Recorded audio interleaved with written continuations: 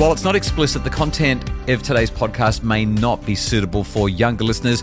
We encourage parents to use discretion ahead of this particular podcast episode. Today, what happens when inappropriate sexual content is being shared on school laptops during school hours and after school hours with kids at school? We tackle that based on something that happened last week on social media that absolutely blew up on today's Happy Families podcast. We're so glad to have you along. Real parenting solutions every day on Australia's most downloaded parenting podcast. We are Justin and Kylie Coulson. Kylie, until I told you that we were going to record this and talk about this, you didn't even know what blew up on social media last week. You don't follow Dr. Justin Coulson's Happy Families on Facebook. Am I understanding that correctly? No, I do. And you just don't read my content? Well, because I don't interact with it. It doesn't come up in my... It's just getting worse. You don't read it, don't interact with it. I only have 15 minutes on socials a day. I'm looking for artwork for our home now. Going to blame our screen time limits. All right. Well, this is a really serious conversation, so I don't want to have too much comedy at the beginning. Here's the setup, and just ask questions as we go as you need to. I'll probably have a lot more to say, at least in the initial stages of this discussion, than you. So last Monday, I got an email.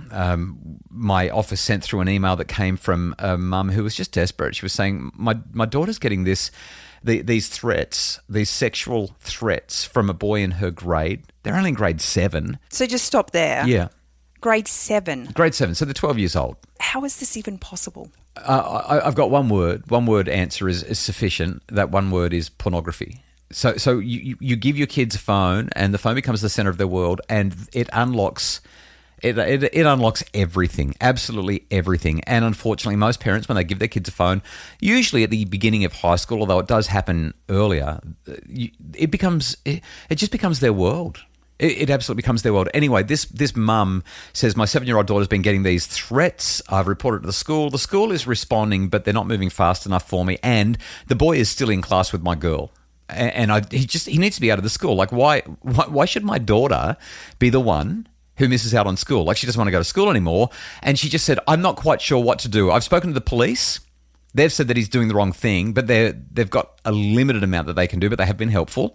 And she said, I've spoken... What do you mean they've got a limited amount that they can do when she's literally got proof? So essentially, because of his age, they indicated to her that from a legislation point of view, and again, I'm repeating this third hand and I'm not a lawyer, but from a legislation point of view, my understanding is all they can really do is give him a warning, a slap on the wrist. It's probably not even that, quite honestly. And unfortunately, we just see more and more evidence of kids that are just so brazen. They're not bothered by authority giving them a slap on the wrist because the consequences don't hurt. So anyway, she said, I don't know what to do. And she asked me, with her permission, I then shared her email and the screenshots on my Facebook page. Now, at time of recording, that particular post had something like, 2,500 likes and some 400 or 500 comments and 400 or 500 shares as well. So based on Facebook's algorithm, this kind of went pretty viral, given that things don't go viral like they used to. But I want to read exactly what I wrote. I think that needs to set up the conversation that we need to have today on the Happy Families podcast. And again, today's about real parenting solutions. So we need to get to solutions. We need the context first. Here's the context. This is what I wrote Monday morning, 10 o'clock on Dr. Justin Coulson's Happy Families on Facebook, and we cross-posted it to Instagram. A mother just wrote to me about her daughter's first year of high school. She's been there about a month. Instead of excitement and growth, this girl has faced sexual threats via school laptops, including rape threats from a classmate. I've shared the screenshots. Beware, this is ugly. And it's happening in grade 7 on school laptops. Despite police confirming these actions as illegal, the boy remains in her class. This is the second time she's endured this from classmates this year. Both boys have, at this stage, received nothing more than a, quote, slap on the wrist, close quote. The principal of the school has encouraged her to be in touch with police and applauded her standing up for her daughter. But the boys are still at school. I'm going to interrupt what I wrote for a second. The principal, I've actually seen the emails from the principal. The principal is being really wonderfully diplomatic and saying, I'm glad you're going to the police and you should pursue this. I really appreciate that he's doing that. But for me, applauding mum and saying good on you for standing up for your daughter For me, that's not enough. No, but he's He needs to stand up for her daughter as well. That's exactly right. His job, literally, his job is to safeguard all the children within his care.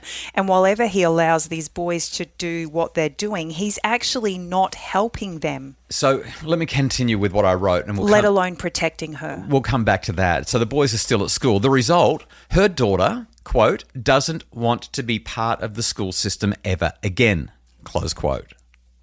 Can you blame her? This is not just unacceptable, it's a catastrophic failure of leadership. Let's be clear about what's happening. When schools allow boys who make sexual threats to remain in class with their victims, they're making a value judgment.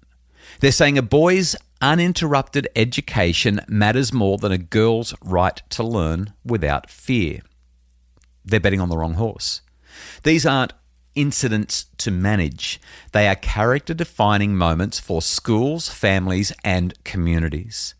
The harsh reality is that schools pile hormone-fueled, underdeveloped brains together in confined spaces, then act shocked when problematic behaviour emerges. Add pornography to the pocket of every teen boy in our community, a series of boy code beliefs that amplify sexualised behaviour, and parents of boys who are unwilling to confront the reality that their boys are behaving badly and instead write it off as boys will be boys. It's not okay. 3 uncomfortable truths. 1. Schools that respond weakly to sexual harassment aren't neutral. They're complicit in teaching boys that predatory behaviour carries minimal consequences. 2. Girls are dropping out because adults in power positions have decided their trauma is an acceptable cost of doing business. 3. Every girl who leaves education represents a failure of our entire system, not just an individual school. So what's actually needed? Schools must respond with consequences proportionate to the harm caused. Boys who demonstrate these behaviours need immediate, intensive intervention focused on responsibility and empathy. We need clear pathways for boys to repair harm, not just do their time. Robust support systems are needed as well for victims that prioritises their continued access to education. And parents must demand accountability from school leadership with the same ferocity that they'd bring to academic failures. To the mother who wrote to me, I wrote this: your daughter's experience isn't an unfortunate incident. It's a predictable outcome of systems that consistently undervalue girls' safety. Document everything, challenge every weak response, escalate to education departments, find parent allies, make noise. Because here's the brutal truth. Educational institutions move when their reputation or funding is threatened, not when children are. The next generation of men is watching how we respond. Every weak-kneed milquetoast response to sexual aggression tells boys exactly what society truly values. And right now, we're telling them the wrong story. So that's what I wrote. After the break, let's talk about what parents can do about situations like this.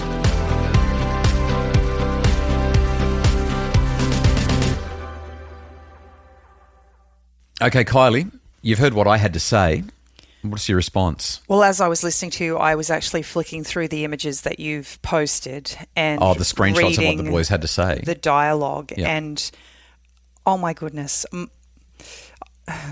It sends shivers down your spine when you think that 12-year-olds are saying this stuff. And you talk to people like Dan Principe or Melinda Tankard-Rees, Collective Shout, and they'll tell you it starts in grade 4.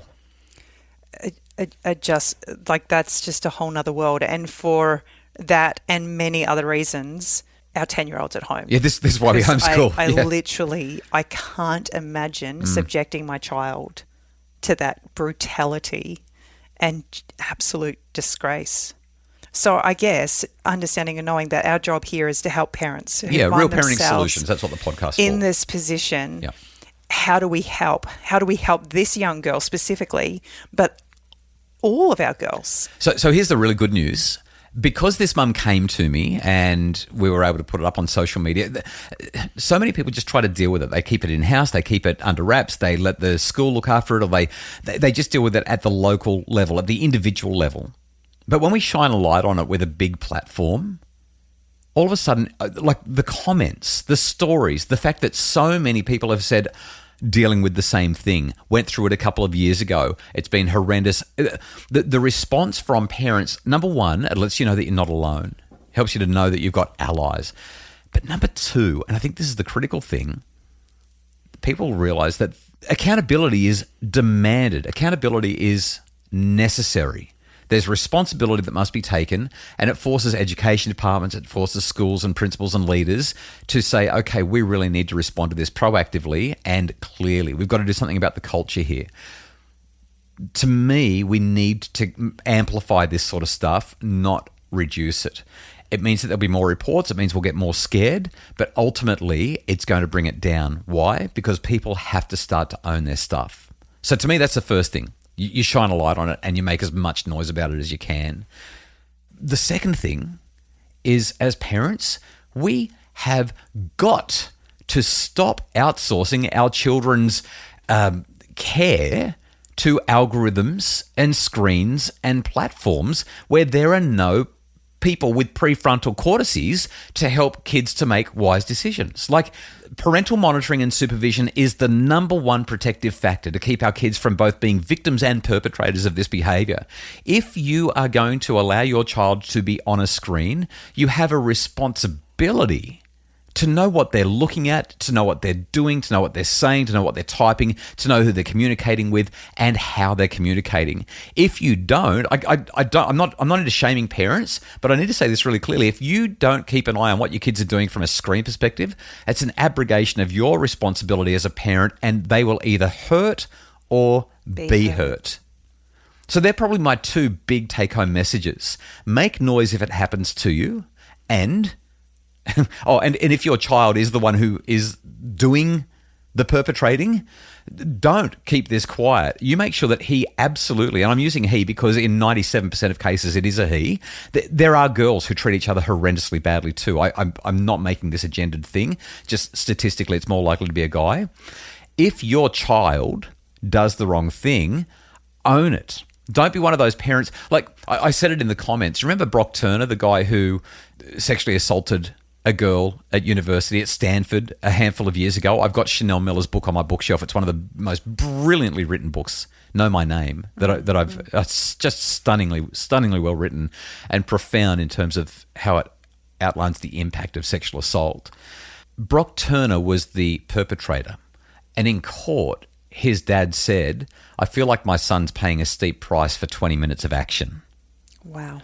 This is, number one, victim blaming, and number two, just an absolute unwillingness to own what's going on. If we want our boys to own, or our children to own their poor decisions, we as parents have got to guide them to that ownership. We can't and not shield them from the it. consequences. Absolutely not. They need to experience the pain of that decision in order for them to learn and grow.